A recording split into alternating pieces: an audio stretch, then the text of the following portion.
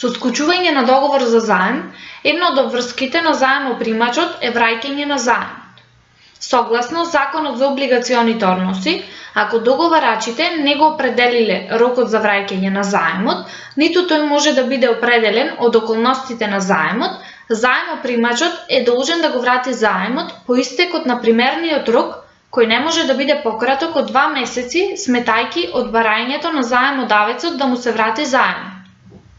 При тоа, со истекот на 5 години, кој е општ рок за застареност, обврската за враќање на заем застарува, без разлика дали станува збор за заем од правно или физичко лице.